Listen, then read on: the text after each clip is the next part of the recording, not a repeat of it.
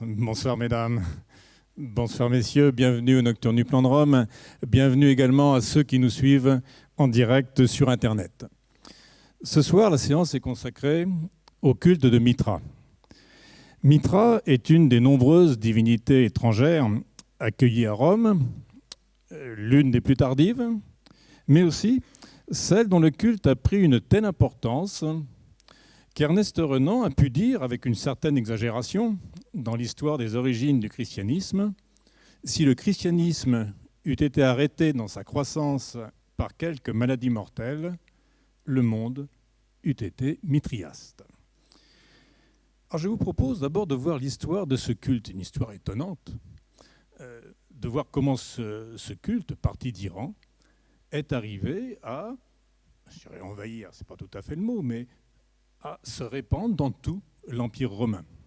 Nous essaierons de voir ensuite quelles étaient ses croyances. Quelles étaient les croyances? Il y a ce culte, c'est un culte mystérieux. D'abord, c'est un culte à mystère, donc il est mystérieux. Et puis, nous parcourrons rapidement quelques mitréas de Rome pour voir à quoi ressemblaient les édifices de culte. Nous attarderons un peu plus sur 2 mitréas d'Ostie. Et pour finir, Sophie vous emmènera dans un lieu mystérieux à Rome, dans les sous-sols des thermes de Caracalla, où un grand mitréum avait été installé. Alors l'histoire des origines du culte de Mithra est difficile, compliquée. Je ne vais pas remonter aux origines indo-européennes. Ce qui est sûr, de toute façon, il y a beaucoup de zones d'ombre. Ce qui est sûr, c'est que le Mithra qu'ont adopté les Romains est un Mithra, le Mithra qui vient d'Iran, après beaucoup d'étapes de développement, une longue évolution. C'est à l'époque des Achéménides, fin 6e jusqu'au 4e siècle, que le culte de Mithra s'est répandu de l'Iran jusqu'en Asie mineure, ce qu'on appelle aujourd'hui, pour une grande partie, la Turquie. Comment Et il est resté, même à l'époque hellénistique, ensuite, il est resté très vivant. En témoigne par exemple le nombre de rois qui vont porter le nom de Mithridate. Mithridate, ça veut dire le don de Mithra, donné par Mithra. Un des plus connus, c'est Mithridate VI. C'est celui qui a fait beaucoup de tort aux Romains, qui a été vaincu par Pompée en 66 avant Jésus-Christ. Alors quand et comment ce culte est arrivé chez les Romains? On se sert souvent d'un texte de Plutarque, de ce texte de Plutarque, pour dire que ce sont les prisonniers pirates faits par Pompée en 67 avant Jésus-Christ, ramenés à Rome, qui ont introduit ce culte à Rome. Donc vous savez, dans les années 68-67 avant Jésus-Christ, Pompée est envoyé en Méditerranée pour réduire les pirates qui infestent à cette époque la Méditerranée.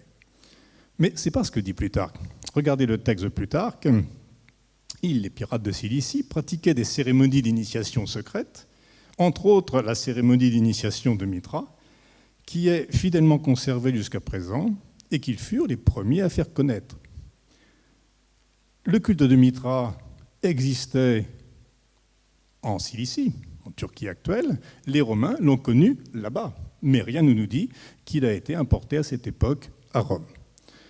Les premiers témoignages de l'arrivée de ce culte datent du 1er siècle après Jésus-Christ. C'est probablement les soldats qui ont commencé à apporter ce culte parce que c'est un culte qui plaît beaucoup aux soldats, qui a beaucoup d'aspects militaires. Le premier témoignage littéraire, il vient de Stas, d'un poème épique qui s'appelle la Thébaïde, qui a été écrit à l'époque de Domitien. Et dans ce poème apparaît pour la première fois le nom de Mithra. Ô Phébus, Phébus c'est-à-dire le soleil, ô Phébus notre père, viens, soit que je t'invoque sous le nom de Titan, à la manière des Parthes, soit que tu préfères celui d'Osiris, dieu de la fécondité, ou celui de Mithra, secouant dans l'antre persique les cornes du taureau, indigné de te suivre. Donc à la fin du 1er siècle, nous avons déjà ce culte de Mitra avec ses principales caractéristiques, le taureau et la grotte. Une des plus anciennes inscriptions est celle-ci. C'est un affranchi impérial, un affranchi des Flaviens, qui s'appelle Titus Flavius Hygin Fabianus, qui a fait un don à Mitra, soleil invaincu. Mitra est souvent associé au soleil, on le verra plus tard. Ensuite, il semble, du moins si on en croit l'histoire auguste, qu'à la fin du second siècle, ce culte a même pénétré la maison impériale. L'histoire auguste nous dit que Commode a été initié au culte de Mitra et qui y a même participé de façon terrible. Il souilla par un sacrifice humain réel le culte de Mitra, pour lequel d'ordinaire on se limite à raconter ou à simuler quelques scènes capables d'inspirer les foi. En effet, on voit, d'après des peintures du Mitreum de Capoue, qu'il y avait dans les rites d'initiation, l'initié se présentait nu dans une attitude de soumission qui avait peut-être des simulacres de choses assez terribles, mais on n'en sait pas plus.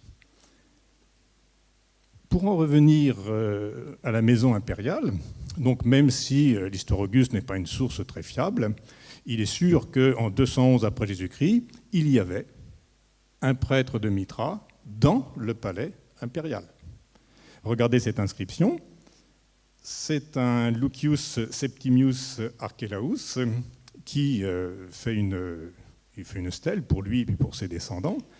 Et ce Lucius, il est affranchi des trois Augustes, Septime Sévère, Caracalla et Geta. On est donc à l'époque des Sévères. Et il est père. Alors père, on verra, c'est le grade le plus élevé du culte de Mitra. Il est père et prêtre de Mitra. Et il fait partie du palais impérial Domus Augustanae.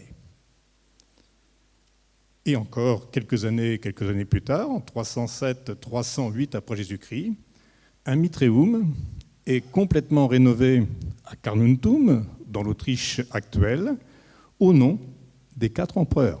On est une époque de trétarchie. Ces 4 empereurs, ce sont Galère, Licinius, Maximin d'Aia et Constantin.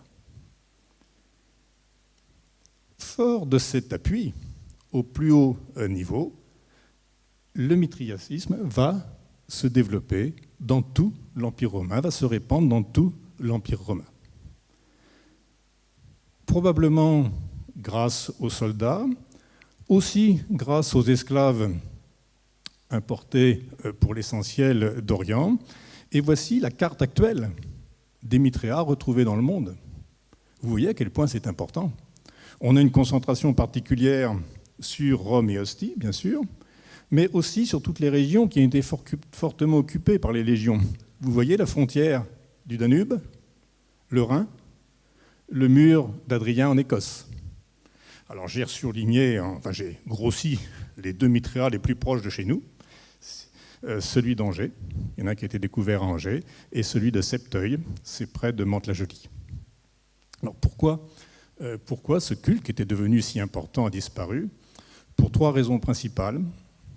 2 qui lui sont propres, une qui lui est extérieure. Les 2 raisons qui lui sont propres, d'abord, c'est que ce n'est pas une religion de masse. C'est une religion d'initiés, un tout petit nombre. Deuxièmement, les femmes ne sont pas admises. Or, les femmes jouent un rôle important dans la diffusion de la religion. Et puis, 3e raison, et là, elle ne dépend pas d'eux, c'est qu'à la fin du 4e, Théodose, à la fin du IVe siècle après Jésus-Christ, Théodose interdit tous les cultes qui ne sont pas des cultes chrétiens. Et le culte à Mitra en fait partie. Alors, quelles sont les croyances?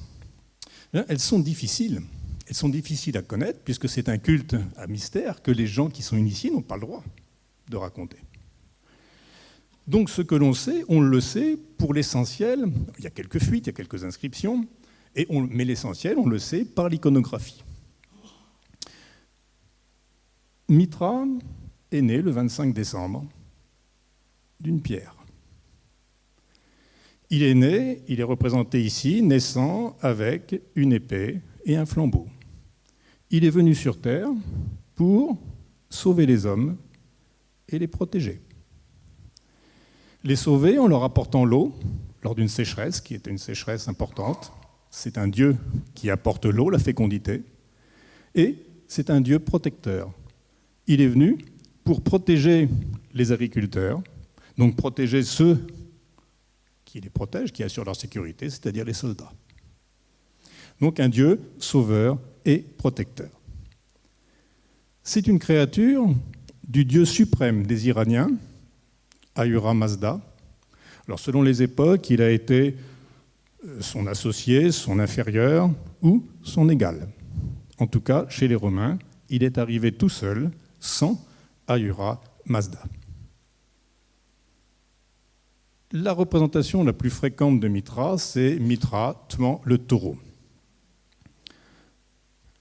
Ici, à gauche, vous avez une représentation ancienne, à droite, une représentation plus récente. Sur l'image de droite, on voit Mitra, c'est sa représentation traditionnelle, sous les traits d'un jeune homme.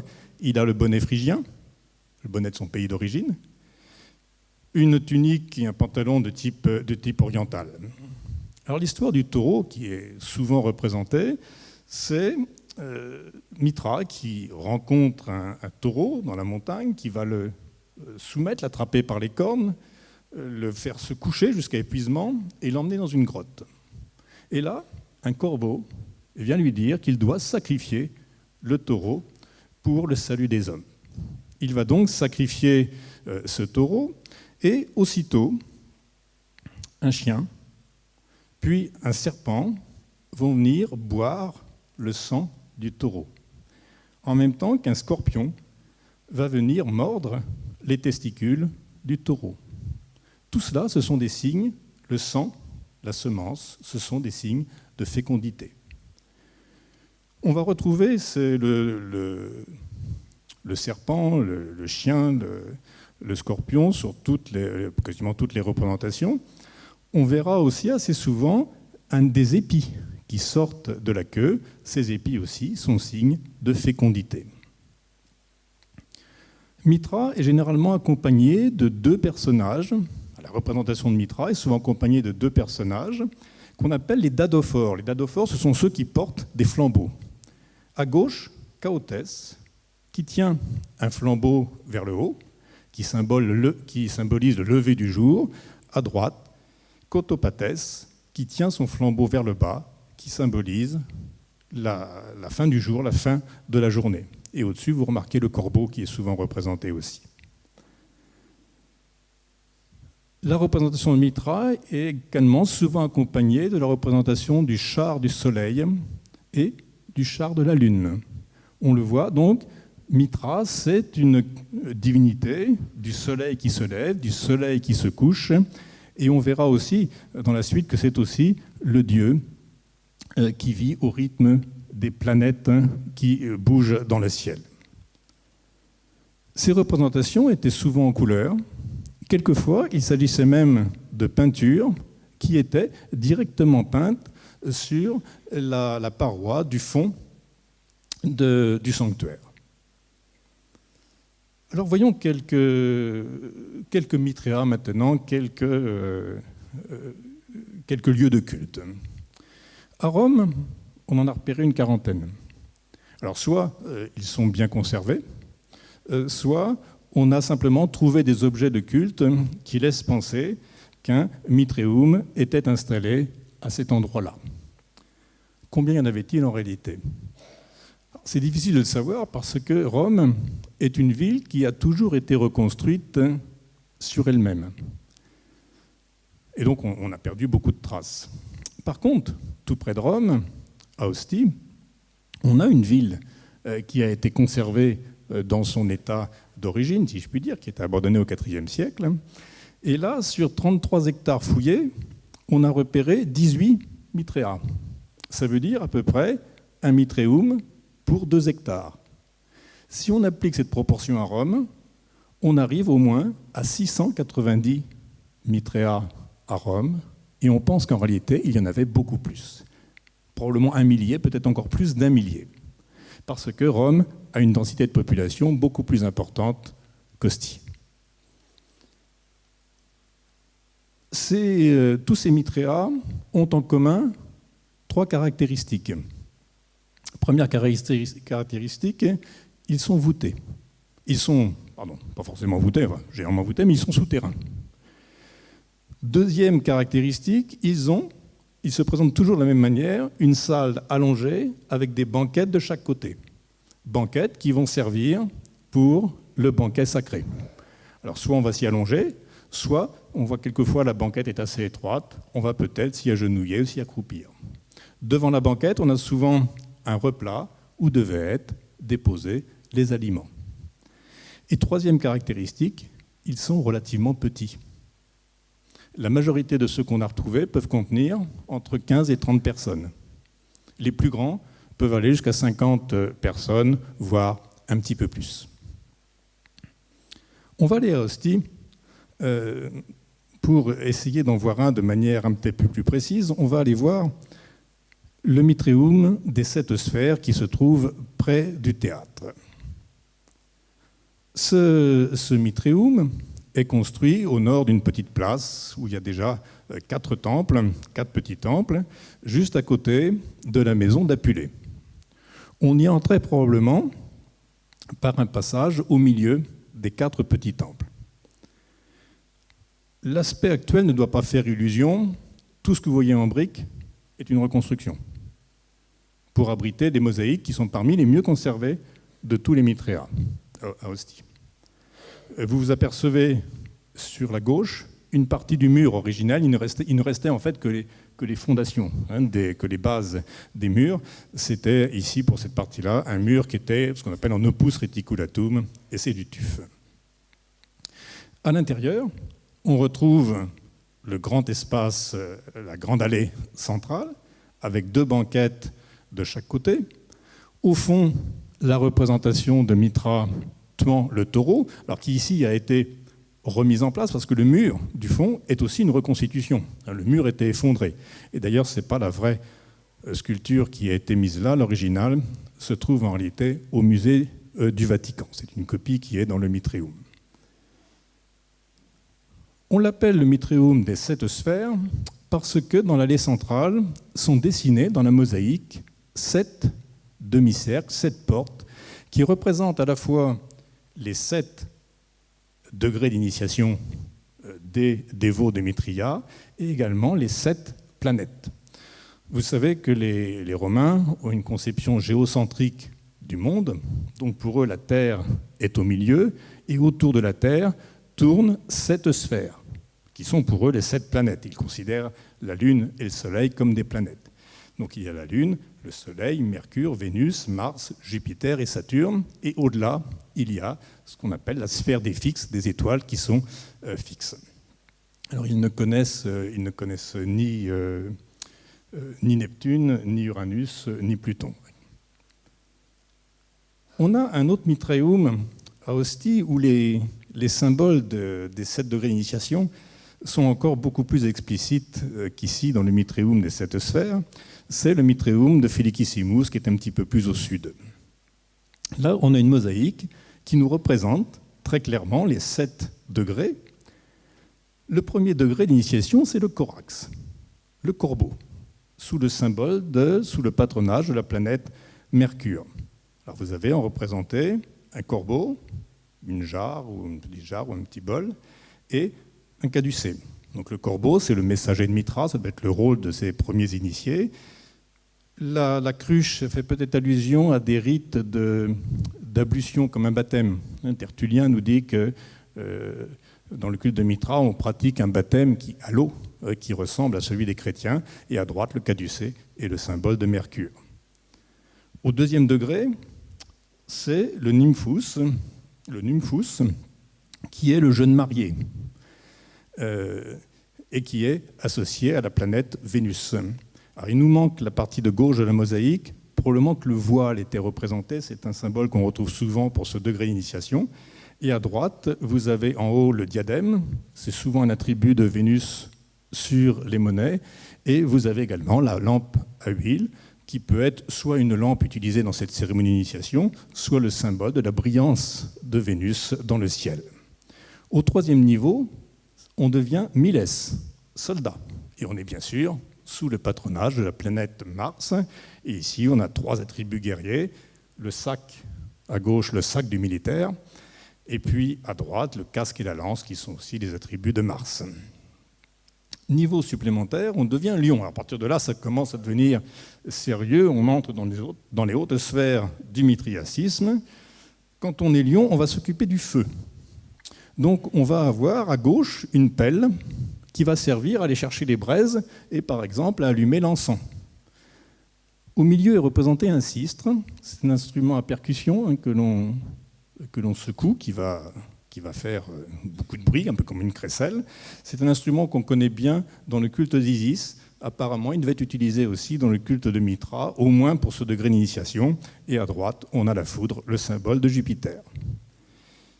5e niveau, on devient Perse. Perses en latin. On est sous le patronage de la Lune, que vous voyez à droite. Et à gauche, regardez l'arme qui est représentée, une épée avec un crochet. Je pense que ce n'est pas un hasard si c'est l'épée avec laquelle Persée a tranché la tête de la Méduse. Alors, Persée n'a rien à voir avec le culte de Mithra. C'est une divinité de la mythologie grecque, mais je pense que dans ce symbolisme, avec le nom, Persée, qui est le même, il y a probablement un clin d'œil. Et puis, vous avez la faux qui est représentée en bas à droite. La faux, c'est parce que, je vous l'ai dit, Mithra est le protecteur des agriculteurs. L'avant-dernier niveau, c'est l'Héliodromos, le coursier du soleil, avec tous les attributs du soleil, le flambeau, la couronne radiée, et à droite, le fouet pour frapper les chevaux du char du soleil, et au sommet, le pater, le père, sous le patronage de Saturne, avec de gauche à droite la pater qui va lui servir à faire, la pater avec un nœud cette fois, qui va lui servir à faire les libations, le bâton de commandement, le bonnet phrygien et la serpe qui est le symbole de Saturne. Alors revenons à notre Mithrium des 7 sphères. À droite sur la banquette, on retrouve Cotès avec sa torche vers le haut. Au milieu, alors c'est pas bien distinct sur la grande photographie, donc je vous ai remis une petite photographie à gauche, vous avez un glaive dans la mosaïque, qui est dessiné dans la mosaïque. Le glaive, l'épée est importante dans le culte de Mithra, vous le verrez tout à l'heure. Sur la banquette, alors juste à gauche de l'épée dans l'allée centrale, on a une cavité. Une cavité qui pouvait soit contenir de l'eau, peut-être de l'eau sacrée pour les ablutions en entrant, soit peut-être, ce sera une hypothèse tout à l'heure qui sera émise pour le Mithrium de Caracalla, des épis de blé pour rappeler le symbole de fécondité. Sur la banquette, on retrouve le pendant de Chaotès, Chaotopatès, qui lui a sa torche baissée. Et puis il y avait, on n'en voit qu'une ici, mais il y avait sur la paroi verticale des banquettes des représentations des planètes. Ici c'est la Lune. Et sur les rebords, sur les parties verticales, on a des étoiles qui sont dessinées. Il y en avait plusieurs aussi tout le long des banquettes. Et sous chaque étoile, le signe du zodiaque. Cette fois, on se trouve dos au mur du fond, dos à la représentation de Mithra. Et on voit une caractéristique de tous les Mithréas, c'est que la porte est décentrée. Donc il y avait probablement un vestibule devant, ce qui fait que même les gens qui arrivent, et le vestibule pouvait donner sur la rue, bien sûr, ou ici sur la petite place, les gens qui, par hasard, pouvaient voir par la porte ouverte du vestibule l'intérieur du vestibule, ne voyaient en aucun cas la salle de culte. Voilà, je vais laisser maintenant Sophie vous emmener au terme de Caracalla, mais cette fois pas pour vous baigner, pour aller dans les sous-sols des thermes. Bonsoir. L'avantage avec la réalité virtuelle, c'est que l'on peut tout faire, ou presque. Ce soir, nous allons nous transporter à Rome par une soirée d'automne, comparable en de nombreux points à celle de ce soir. La nuit tombe, il pleut, et la ville est quasiment déserte. Nous venons de sortir des thermes de Caracalla pour notre bain quotidien, et on reconnaît bien d'ailleurs le caldarium, la salle chaude, avec sa forme circulaire et sa coupole au-dessus. En tant qu'initiés au culte de Mitra, nous allons rejoindre un des lieux de culte de Rome, dédié au dieu iranien, qui se trouve précisément dans les sous-sols des thermes de Caracalla.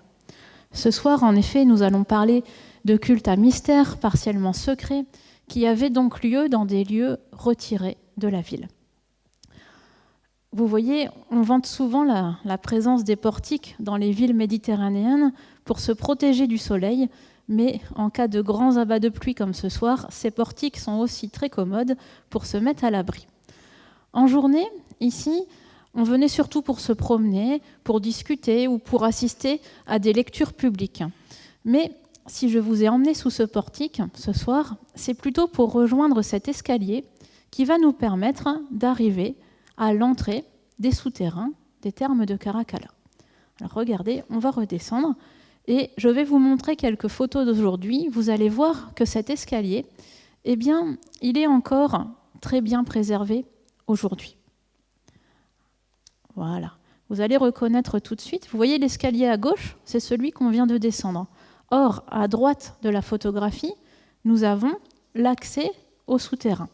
Eh bien, juste à gauche de l'accès au souterrain, on a une petite porte. Et cette petite porte, c'est l'entrée principale du Mitréum des thermes de Caracalla. Voilà, on est revenu au IVe siècle. Et l'entrée principale du Mitréum des thermes de Caracalla, c'est celle-ci. Alors vous voyez que dès cette entrée, on voit que ce culte est très différent des autres cultes que l'on a ailleurs à Rome. Ici, la discrétion est absolue, le mystère flirte déjà avec la réalité et on est très loin des grandes colonnades, des frontons, des temples qui dominent fièrement le reste de la ville. On voit que là, on est vraiment dans une forme de culte beaucoup plus secret. Dès que l'on va franchir cette porte, selon toute vraisemblance, on devait tomber sur un gardien. Un gardien qui devait filtrer les entrées pour savoir quels hommes, et uniquement les initiés au culte de Mitra, pouvaient entrer dans cet espace. Et je dis bien quels hommes, parce que les femmes n'étaient pas autorisées à honorer ce dieu, n'étaient pas autorisées à honorer Mitra. Quand on entrait même si on réussissait à jeter un petit regard en passant dans cette pièce-là, on ne voit pas grand-chose.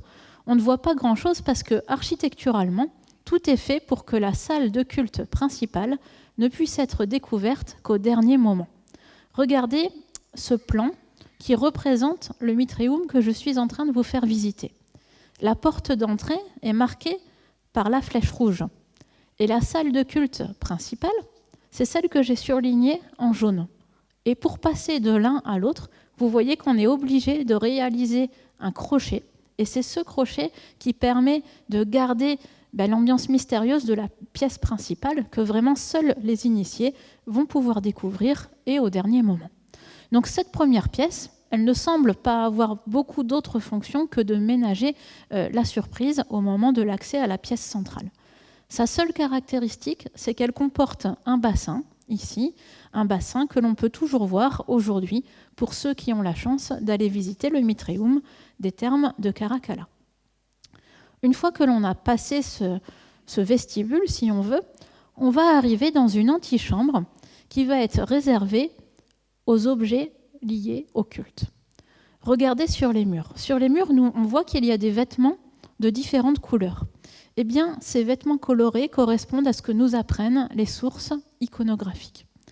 À Rome, on a retrouvé un Mitréum sous l'église Santa Prisca, donc on est sur l'Aventin, et certaines de ces peintures sont suffisamment lisibles pour qu'on puisse se rendre compte que le Miles, l'initié du 3e niveau, porte un vêtement de couleur brun. Donc c'est celle que vous voyez à droite. Sur la peinture, on voit que le Léo, initié du 4e degré, porte un vêtement de couleur rouge vif. Et puis, on a d'autres sources iconographiques. On a notamment une peinture qui est très bien préservée dans le Mitréum de Capoue. Et sur cette peinture, on voit que le pater, 7e niveau, porte un vêtement blanc. Donc, chaque initié va revêtir le vêtement qui correspond à son avancée dans la connaissance du culte de Mitrée. Et puis, devant, Devant, on a une table avec quelques objets qui correspondent là aussi à ce que nous disent les sources anciennes, les textes, latin et grec, de même que les peintures ou bas-reliefs qui sont parvenus jusqu'à nous. On a notamment un témoignage de Tertullien qui nous raconte ce qui se passait au moment du passage au grade de miles, au grade de soldat. Le pater va mettre une couronne sur la tête de l'initié. Et l'initié va faire tomber la couronne par terre. Il va dire que sa seule couronne, c'est le dieu Mitra. Et à ce moment-là, il deviendra un soldat du dieu Mitra. D'où le besoin d'avoir une couronne, une épée, quand on va entrer dans le Mitréum.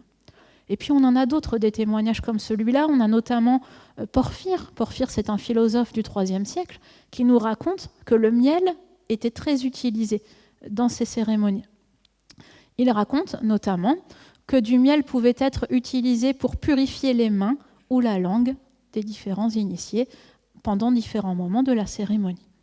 Donc on va imaginer qu'on a revêtu le vêtement qui correspond à notre niveau, et c'est à ce moment-là qu'on va enfin pouvoir découvrir la salle de culte principale. Alors, elle est souterraine, elle est voûtée, et tout est fait pour représenter une grotte. On voit que le haut de la pièce est peint de couleur bleue, rehaussé d'étoiles, pour figurer la voûte céleste.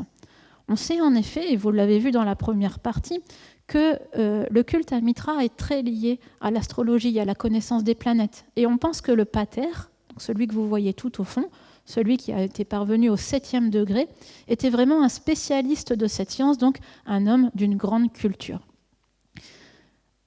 La première chose que l'on voit quand on entre dans cette pièce, ce qu'ont retrouvé les archéologues en premier, c'est une cavité dans le sol recouverte d'un couvercle de marbre.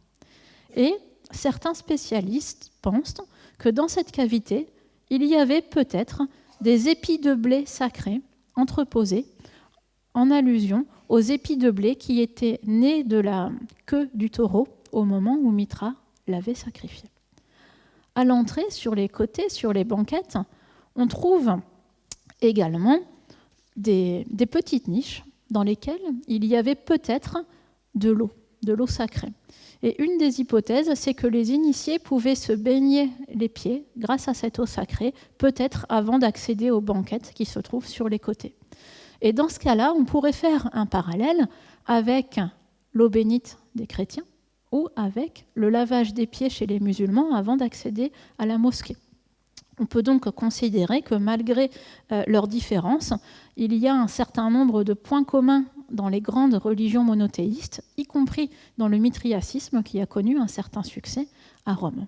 Mais ce n'est qu'une hypothèse, parce que l'autre hypothèse, c'est que cette niche que l'on voit encore aujourd'hui pourrait également représenter la source sacrée qu'a fait naître Mitra au moment de la grande sécheresse après le sacrifice du taureau. Donc vous voyez, il y a vraiment plusieurs hypothèses pour interpréter tout cela.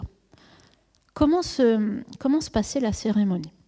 En plusieurs étapes, je vais vous raconter tout ça, mais il faut d'abord regarder ce qui se passe au niveau des murs. Les enduits sont partiellement conservés sur le Mitréum des Thermes de Caracalla, mais pas sur la totalité des murs. Et nous avons postulé que les différents degrés d'initiation pouvaient être représentés sur ces murs. Donc ici, le premier niveau avec le corbeau qui correspond au degré 1, le degré d'initiation du corax que l'on a vu tout à l'heure. C'est un petit clin d'œil au Mitréum de Felicissimus que vous avez vu dans la première partie, Mitréum dans lesquels les 7 degrés sont représentés sur le sol. Alors, la cérémonie en elle-même, elle devait avoir lieu en 2 temps. Tout d'abord, il devait y avoir une série de rites d'initiation pour que les initiés puissent accéder aux différents degrés. Et puis ensuite, ils partageaient ensemble, ces initiés, un repas sacré, un repas qui était principalement constitué de pain, d'eau et également de vin. C'était véritablement un moment de partage qui était destiné à lier une forme d'amitié entre les différents initiés au culte de Mitra. Et c'est pour les éléments du repas que vous avez le petit rebord qui est visible ici, devant la banquette, et que l'on retrouve également dans les mitréas, aujourd'hui conservés à Ostie. Certains chercheurs, notamment Martin Vermaseren, ont proposé que le pain ici et le vin pourraient être des représentations symboliques de la chair et du sang du taureau. Alors c'est possible, mais il faut quand même rester prudent pour ne pas calquer sur le culte mithriaque des pratiques que nous connaissons aujourd'hui dans le christianisme. Regardons maintenant ce que nous avons au centre de l'espace. Ce que vous voyez ici au premier plan, c'est ce qu'on appelle la fossa sanguinis, la fosse au sang. Cette fosse est tout à fait exceptionnelle, car à ma connaissance, c'est la seule à être aussi bien préservée dans un mitréum. On a d'autres fossa sanguinis de conservés ailleurs dans l'Empire romain, mais plutôt dans des espaces dédiés à la Magna Mater, à Cybèle, une autre déesse venue d'Orient. La présence de cette fosse, dans les termes de Caracalla, a fait vraiment couler beaucoup d'encre. Voici la façon dont elle se présente aujourd'hui. Donc pour des raisons de sécurité, elle a été entourée par des barrières que vous voyez ici au centre de l'image. Certains considèrent que cette fosse est liée au sacrifice du taureau, alors que d'autres n'y croient pas et pensent que cette fosse est liée à d'autres rites qu'on ne connaît pas. Peut-être qu'elle est là pour aménager des effets de surprise pour que quelqu'un puisse arriver secrètement pendant la cérémonie. C'est une des hypothèses. Mais le doute est induit par un témoignage de Prudence qui raconte, donc c'est un auteur chrétien, et Prudence s'insurge contre la pratique du sacrifice du taureau. Alors que nous dit-il Prudence ? Eh bien, il nous raconte qu'au cours de la cérémonie, certains initiés, un initié pouvait se rendre dans la fosse. Donc au-dessus, on a soit une grille, soit des planchéillages de bois. Et il raconte qu'au moment où le taureau était sacrifié, l'initié qui se trouvait en dessous recevait le flot sanglant venant du taureau, encore chaud, qu'on estime à peu près à 50 litres de sang. Donc voilà ce que nous raconte Prudence. Quel crédit accorder à ce témoignage ? Est-ce que cette pratique a eu lieu ? Peut-être, et c'est ce que nous suggérons ici avec les taches de sang que l'on peut encore voir autour de la grille. Maintenant, était-ce une pratique courante ? Eh bien, probablement pas. Probablement pas parce qu'on a retrouvé un grand nombre de mitréas, vous l'avez vu dans la première partie, un petit peu partout autour du bassin méditerranéen, et cette fosse, mise à jour dans le mitréum des termes de Caracalla, est vraiment unique en son genre.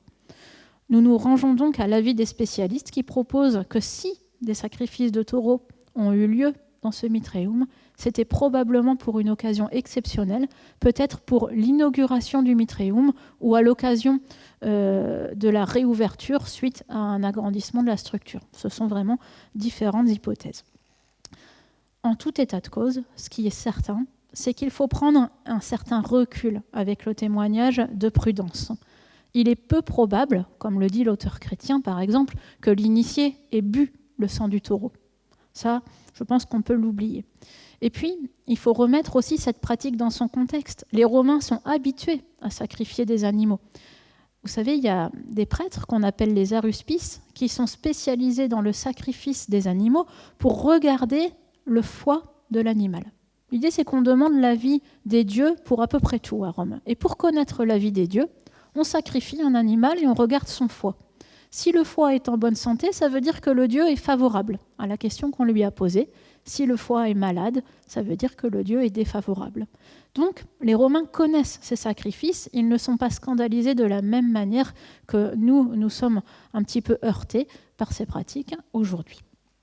Et puis, ce qui est sûr également, c'est que le mithriacisme, en tant que religion monothéiste, était une concurrente directe au christianisme et que naturellement, les auteurs chrétiens ont eu tendance à noircir les pratiques qui avaient lieu dans ce culte. Si on regarde sur la gauche maintenant, vous reconnaissez les symboles qui vous ont été montrés tout à l'heure, la pelle à feu, le tonnerre. On est devant le grade du lion qui représente le feu et c'est donc celui qui avait atteint ce grade qui allait allumer les encens dans le mitréum, les encens que vous voyez ici brûlés au premier plan de la banquette. Que va-t-on trouver au fond de la salle ? Eh bien, le fond de la salle est réservé au pater, le prêtre, le père du 7e degré, celui qui a les meilleures connaissances sur le culte de Mitrée, qui est également le plus sage, et probablement aussi le plus âgé par défaut. Regardez ce pater, vous voyez qu'il porte un bonnet phrygien. Le bonnet phrygien, c'est le même que celui que portait Mithra quand il a sacrifié le taureau. Et ce bonnet phrygien, il rappelle les origines orientales de ce culte. Derrière le prêtre, derrière le pater, nous avons une peinture, la peinture traditionnelle qui représente Mithra en train d'égorger le taureau. On en a vu d'autres exemples tout à l'heure. Et on va retrouver le chien, le serpent, qui viennent boire le sang de l'animal. On retrouve également le scorpion qui vient lui mordre les testicules. Et cette peinture est toujours très bien mise en valeur, particulièrement bien éclairée. Et devant la peinture, nous avons la Petra Genitrix. C'est la pierre de laquelle est né le dieu Mithra. Donc il devait probablement y avoir un buste au-dessus. Et ce qu'il y a d'assez extraordinaire, c'est que cette pierre, et on l'a retrouvée. On l'a retrouvée dans le Mitrium des Thermes de Caracalla. Elle est toujours en place. Et c'est celle que vous pouvez voir ici, à l'image. Que se passait-il une fois que la cérémonie était terminée? Eh bien, avant de se séparer, les initiés devaient faire une sorte de sermon pour déclarer qu'ils ne diraient rien de ce qui s'était passé pendant la cérémonie. C'est la loi du silence. Tout doit rester secret. Aucune information ne doit filtrer à l'extérieur, et c'est pour cette raison qu'on parle notamment de culte à mystère quand on évoque le culte au dieu Mithra. Ici, nous allons quitter la pièce principale, et puis je voudrais vous emmener voir deux autres pièces qui ont un petit peu moins d'importance, mais dont le rôle est quand même bien connu. Donc nous allons repasser dans l'antichambre, avec les vêtements, les objets du culte, passer devant le gardien qui surveille que personne non initié au grade de Mithra ne vienne perturber la cérémonie. Et puis nous arrivons dans cette petite pièce, et ici, ce que nous avons, c'est un escalier et une porte, et c'est cet accès qui va permettre de descendre sous la grille que je vous ai fait voir tout à l'heure. Donc, si dans ce Mitrium, quelqu'un a réellement été aspergé par le sang du taureau, c'est par là qu'il est descendu pour se rendre sous la grille.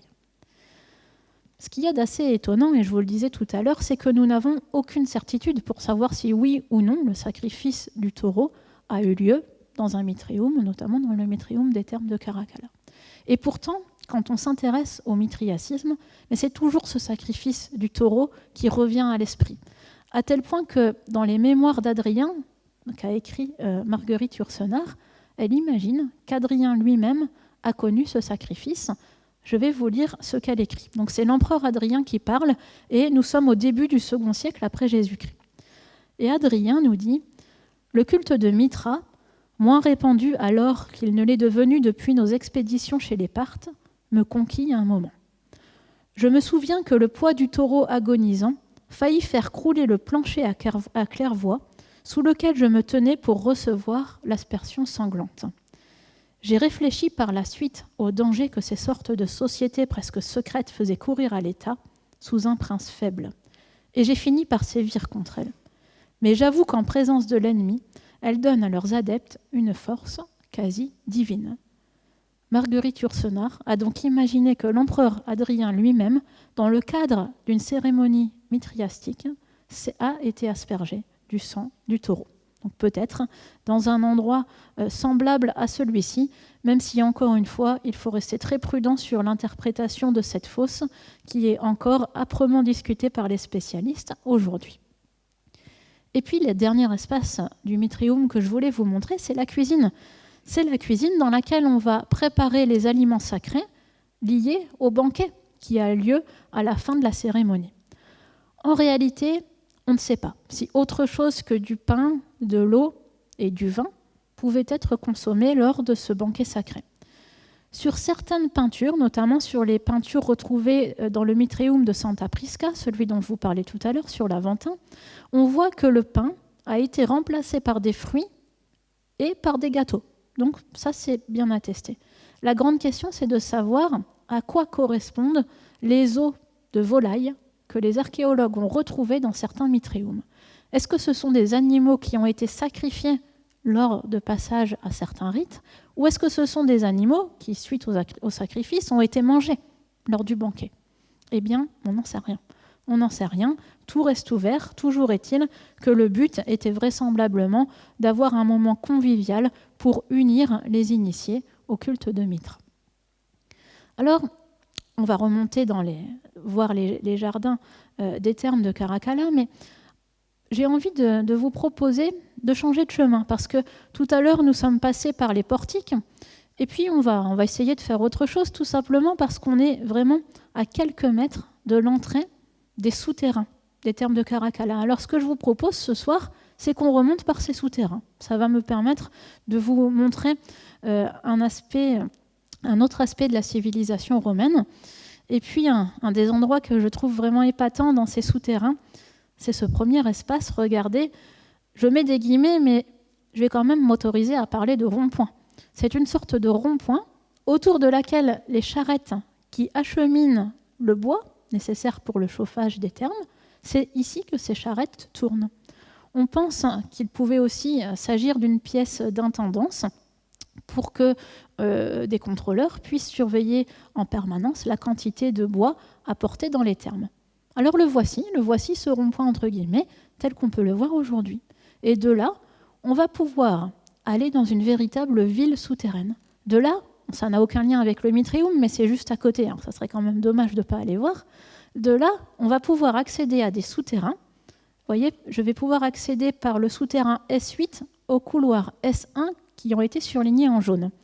Et ces couloirs en jaune, S1, ce sont des espaces de stockage nécessaires pour garder suffisamment de bois pour chauffer les thermes, pour chauffer la salle chaude et pour chauffer la salle tiède. Et on va stocker le bois dans les couloirs qui sont surlignés de jaune, et quand on va vouloir brûler le bois, on va acheminer tout ce bois vers le couloir rouge T1, qui lui donne directement accès au four. Donc on va s'engager par là, et puis dès que j'aurai tourné à droite, dans quelques secondes, nous serons dans les fameux couloirs de stockage du bois S1. Alors il fallait en stocker du bois, parce qu'on sait que 1500 baigneurs pouvaient en même temps se rendre dans les thermes de Caracalla. Donc on est vraiment dans une espèce de ville souterraine, si vous me permettez l'expression. Et l'activité est permanente ici. Regardez, on a des animaux qui sont en train d'amener le bois de chauffage dans les espaces de stockage. Et comme on est dans de l'architecture romaine, tout est prévu. Tout est prévu. On a des vasques pour que les animaux qui vont emmener le bois puissent se désaltérer régulièrement, parce qu'on ne va pas les faire que travailler, ces pauvres bêtes. Et ces couloirs, eh bien, ils sont tellement grands, ils font quand même 6 mètres de long sur 6 mètres de large et 70 mètres de haut. Ils sont tellement grands que 2 charrettes pouvaient s'y croiser. Et qu'est-ce que nous avons au-dessus? Nous avons des soupiraux qui avaient une double fonction. Première fonction, donner de la lumière, tout simplement, à l'intérieur de ces souterrains. Et puis deuxième fonction, et ça c'est très important, ça permettait à l'air de circuler continuellement, et c'est bien la circulation de l'air qui évitait que le bois destiné à être brûlé ne vienne à pourrir. Donc 2000 tonnes de bois, ici, dans ces sous-sols, qui permettaient d'assurer le chauffage dans les thermes pour à peu près 7 mois. Donc on est dans un véritable dédale de couloirs, mais vous allez vous reconnaître d'ici quelques secondes, parce que je vais emprunter une double volée d'escalier qui va nous ramener quasiment à notre point de départ. Nous allons nous retrouver devant la salle chaude des thermes de Caracalla, devant le caldarium. Voilà les fenêtres du caldarium que nous avons aperçues tout à l'heure. Alors je vois qu'il fait toujours aussi beau, les conditions ne se sont pas améliorées, mais on va quand même rester dehors, parce que vous voyez les 3 lignées de soupiraux que vous voyez là, ce sont les 3 lignées de soupiraux pour permettre l'aération de l'air dans les 3 souterrains S1 que je vous ai fait voir tout à l'heure sur le plan. Alors il fait tellement pas beau ce soir à Rome que les arbres sont déjà en train de perdre leurs feuilles. Donc nous n'allons pas nous attarder trop longtemps. Je vais vous lire quelques mots de conclusion pour que nous puissions repartir relativement tôt à la maison. Une des difficultés avec le culte de Mithra, c'est que les pratiques ont tellement été environnées de secrets qu'une partie de la connaissance liée à ce culte est aujourd'hui disparue. Le mystère entretenu à la grande époque du mithriacisme, il a eu du bon. Il a attisé la curiosité, il a laissé la place à un imaginaire souvent fécond qui a certainement favorisé la diffusion de ce culte. Le problème, c'est que la part d'ombre a fini par entraîner une perte d'information, un manque de compréhension des règles de ce culte qui, faute de nouvelles découvertes, seront malheureusement définitives. Je vous remercie.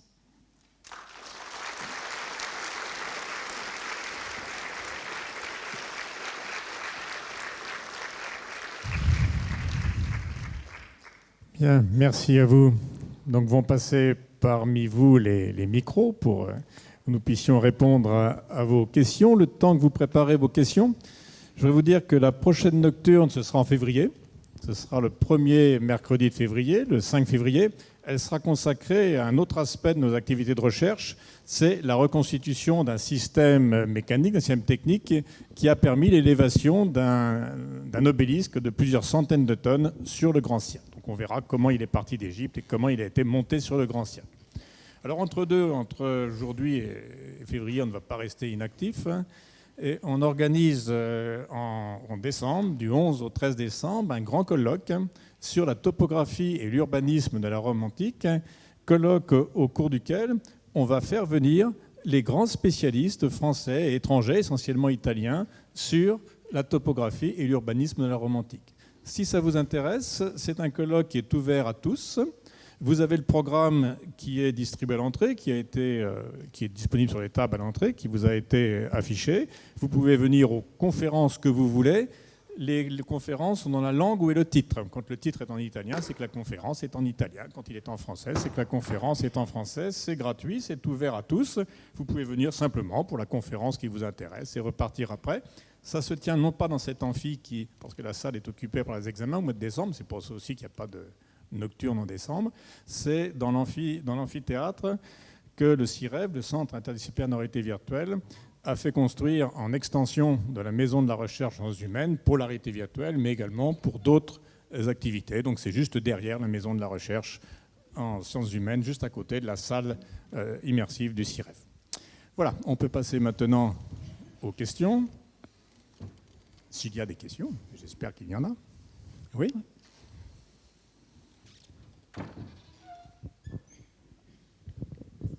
Oui, très belle conférence. Je pense que vous m'entendez. Merci. Oui, je vous entends très bien. Oui. Alors, j'aurais aimé savoir comment vous situiez dans l'histoire des mythologies le culte de Mithra par rapport aux origines de Mésopotamie, Gilgamesh, par exemple. Alors, le culte de Mithra est un culte qui est plus oriental. C'est un culte qui est aux confins de l'Inde et de l'Iran, aux confins de l'Inde et de l'Iran actuel. On a des traces dès le 2e millénaire avant Jésus-Christ. C'est un culte qui est parallèle au culte mésopotamien, qui a été en contact manifestement à une époque dans son évolution avec les Chaldéens. C'est probablement ce qui a amené le côté très astrologique que vous avez pu voir dans les symboles. Mais ce sont deux cultes différents. Alors on sait que le culte de Mithra a été réformé par Zoroastre, le prophète Zoroastre, au VIe siècle avant Jésus-Christ, qui a voulu rétablir un monothéisme beaucoup plus strict. Mais voilà, on n'en sait pas beaucoup plus. Ce qui est sûr, c'est que le Mithra qui est arrivé chez les Romains, c'est un dieu unique. Il n'a pas de parèdre, si je puis dire. C'est un dieu unique, honoré toujours à peu près avec les mêmes symboles. Jérôme, juste devant vous. Oui. Merci pour cette très belle présentation. Mais vous avez presque répondu à la question que j'allais poser. Ma question, c'était quel était le rapport entre le zoroastrisme et le culte des Mithras.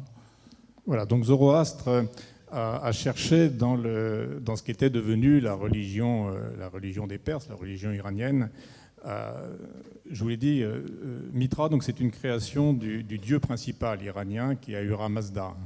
Alors pendant un moment, ça a été un de ces anges principaux, un petit peu comme Saint Michel dans la religion chrétienne, un ange combattant pour le bien. Et puis, il a été, à un moment donné, son égal, devenu son égal. Et à l'époque plus récente, à l'époque des Achéménides, apparemment, Mitra redevient de nouveau quelqu'un de secondaire. Oui, bonsoir. J'aurais une petite question. Est-ce qu'on assiste à une sorte de défiance au niveau de la machine administrative impériale, par rapport à la création de certaines sodalités qui pourraient faire créer un véritable imperium imperio avec ces genres de cultes secrets, comme un petit peu le christianisme, avec dans l'État, comme le christianisme avec sa clientèle, qui pourrait inquiéter un petit peu l'administration? Apparemment non. Apparemment non, parce qu'à la différence des chrétiens, les dévots de Mitra respectent l'État romain, respectent les règles de l'État romain. C'est ça qui a été compliqué avec les chrétiens, c'est que les chrétiens refusaient, par exemple, le culte impérial. Apparemment, ça n'a pas posé de problème aux dévots de Mitra. C'est un culte qui est très répandu dans l'armée. On a des officiers, on a des traces d'officiers qui font des dons à Mitra, qui sont des initiés à Mitra, des officiers supérieurs eux-mêmes. Et ce culte, semble-t-il, jusqu'à ce que Constantin se convertisse au christianisme, ce culte a été, sinon bien vu, en tout cas, tout à fait toléré au plus haut niveau. On voit même, après Constantin, donc après l'époque qu'on reconstitue ici, à l'époque de l'empereur Julien, celui qu'on appelle Julien l'Apostat, Julien qui, dans ses discours, dit beaucoup de bien de la religion, du culte de Mitra. Donc apparemment, non, pas de défense, pas de... Alors je sais bien que Marguerite Yourcenar le dit, à propos d'Adrien, fait dire à Adrien, ouais, moi je me suis méfié de ça. Mais en tout cas, dans les témoignages que je connais, je ne vois pas de trace d'une défiance du pouvoir impérial vis-à-vis de ce culte. Oui. Jusqu'à quand les derniers mitréums ont fonctionné ? Jusqu'au fin du IVe, au moment où Théodose a interdit les cultes non chrétiens, et où même on a assisté cette fois à une persécution de tous les cultes païens, y compris le culte de Mitra. Et là, les temples ont été détruits. On a des témoignages de ces destructions. Oui, au premier rang. Oui, alors allez-y. Oui, excusez-moi, je vais vous poser une question. Je ne suis pas certain qu'il soit possible d'y répondre. Est-ce qu'on peut voir dans l'apparition de ces cultes à mystère à Rome une volonté de sortir d'une religion formaliste pour quelque chose de plus intérieur? C'est sûr. C'est sûr, c'est la même chose pour Isis. C'est la même chose pour Isis, c'est la même chose pour la déesse mère. La religion romaine est une religion, les grands dieux, les grands dieux que l'on connaît du panthéon romain, c'est une religion très formaliste, sans foi finalement, sans vraiment croyance. C'est un contrat qu'on passe avec les dieux. Si on fait des sacrifices comme il faut, les dieux vont faire ce que l'on attend d'eux. Alors que ces cultes orientaux, le culte à Isis en particulier, mais celui de Mitra aussi apparemment, ce sont des cultes où vraiment on a la foi.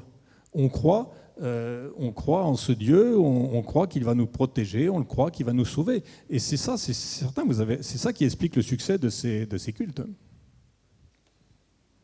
Oui, donc il y avait des questions au premier rang. Premier rang, Jérôme. Merci. J'ai deux questions en fait.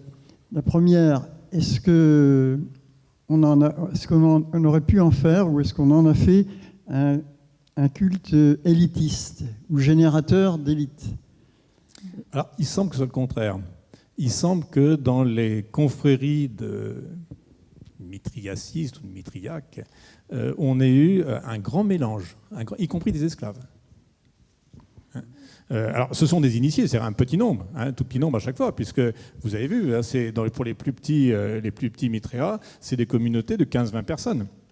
Oui, donc, alors voilà, c'est dans ce sens-là qu'on peut parler d'élite, si vous voulez. C'est des petits groupes, des petits nombres, mais par contre qui couvrent toutes les classes de la société. Oui, mais le est-ce qu'on n'a pas 7e pu... niveau devait quand même être réservé à des gens qui avaient un certain nombre de connaissances. Le grade de pater, le quidam ne devait pas pouvoir y accéder. Il fallait avoir des connaissances en astrologie, être vraiment cultivé pour accéder au 7e niveau. Donc je pense que les premiers niveaux devaient couvrir à peu près toutes les classes sociales, comme on le dirait aujourd'hui.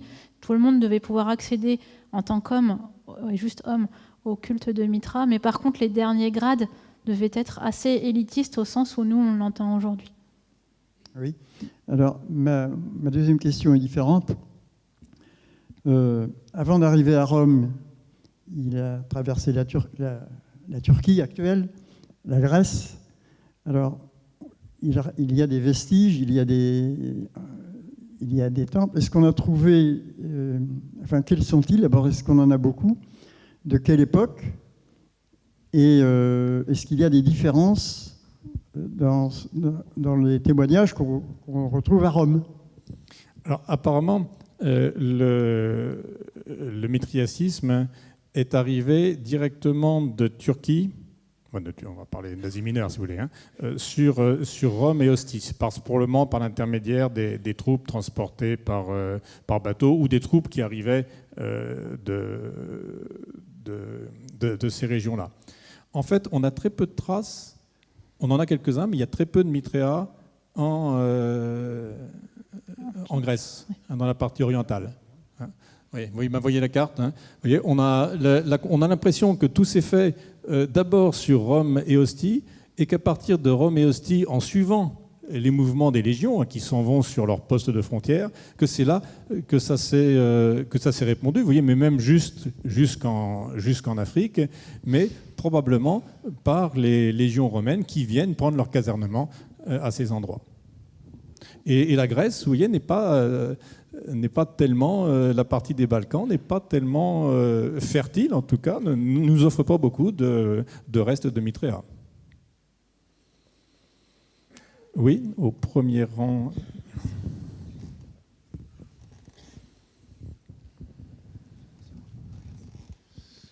Bonsoir.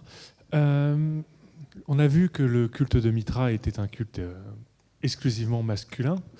Et vous avez établi le parallèle avec le culte d'Isis. Donc j'aimerais poser une question un tout petit peu hors course. C'est savoir si le culte d'Isis avait, d'une certaine manière, quelque chose d'exclusivement féminin. Alors, pas exclusivement féminin, mais essentiellement féminin. Le culte d'Isis, lui, était un culte qui n'avait pas cette fermeture qu'a le culte de Mitra. On a des prêtres masculins dans le culte, dans le culte d'Isis. Et on voit, lui, que le culte d'Isis, il a glissé doucement, dans beaucoup de régions, vers le culte de la Vierge. Merci.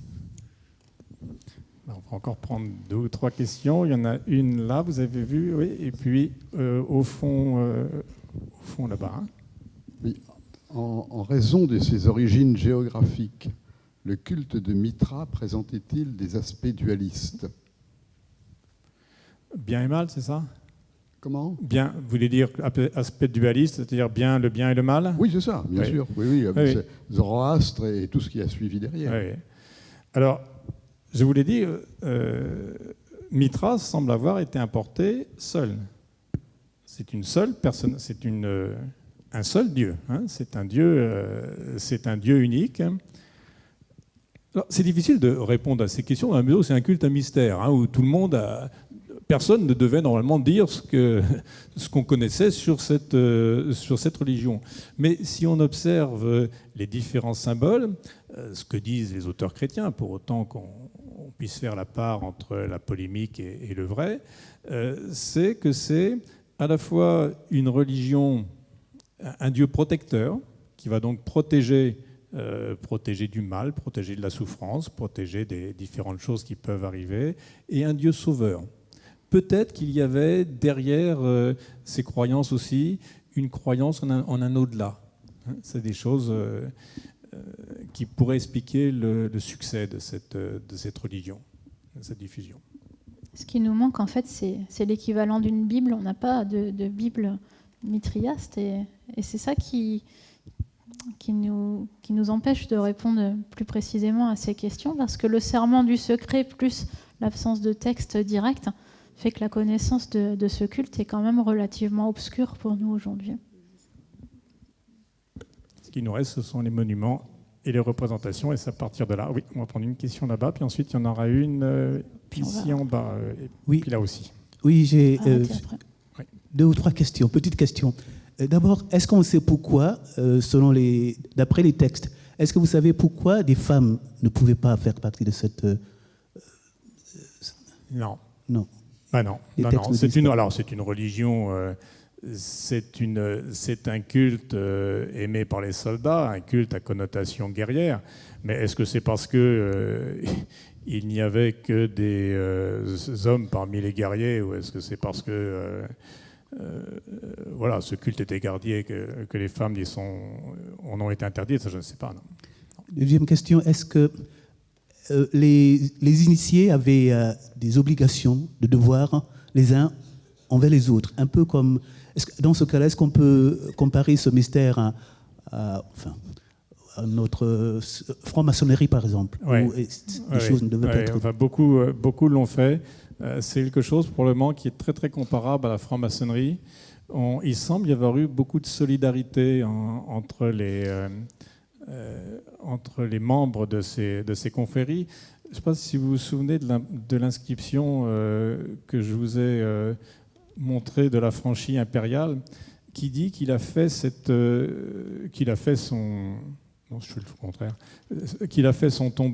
le tombeau à la fois pour lui, bien sûr, c'est son tombeau, pour sa femme, mais aussi pour tous les affranchis. Tous ces affranchis. On voit qu'il y a une sorte de solidarité. C'est celui-là, si tu peux le mettre en grand.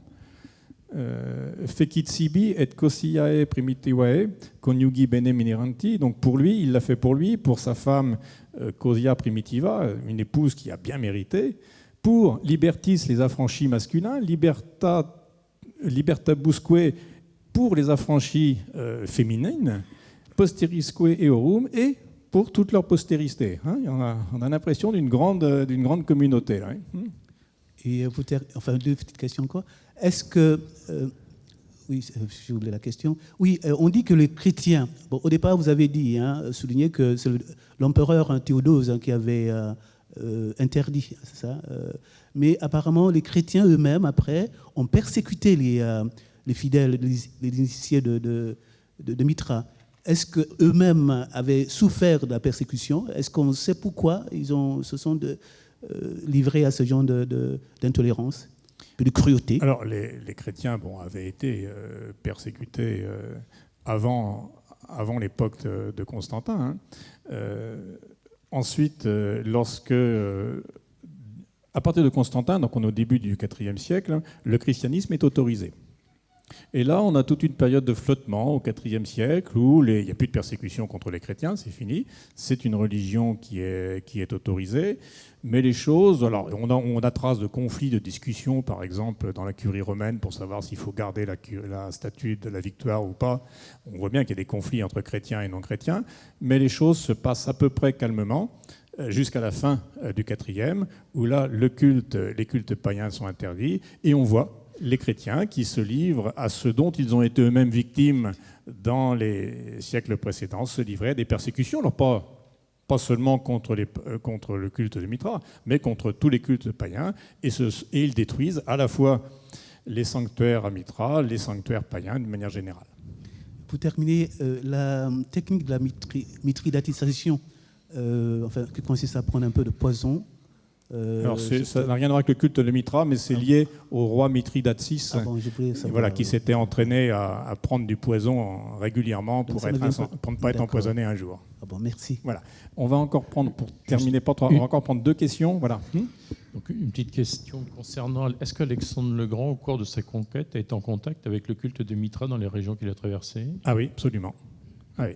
Donc il y a des témoignages Des témoignages, Je ne suis pas sûr d'en connaître du côté grec, mais c'est sûr qu'il a été obligatoirement en contact avec ce culte. Et on voit bien que ce culte a continué à prospérer, même à se développer à l'époque hellénistique, donc sous les successeurs d'Alexandre. Oui, ça c'est clair. Voilà. On va prendre cette dernière question, si vous voulez bien. Madame ? Une question en dehors de Mitra. Est-ce que les sous-sols des thermes de Caracalla sont visibles par le public ? Alors, théoriquement, oui, à des périodes que j'ai du mal à saisir. Mais il y a théoriquement des périodes d'ouverture. Ils sont ouverts, ils sont aménagés, ils sont visitables.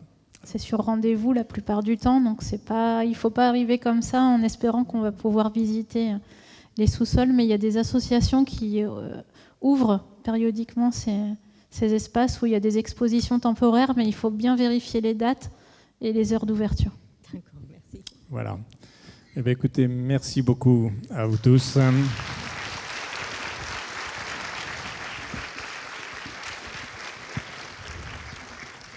Merci beaucoup. Rendez-vous au colloque si vous le souhaitez. Et en tout cas, je l'espère, à la prochaine nocturne, le 5 février.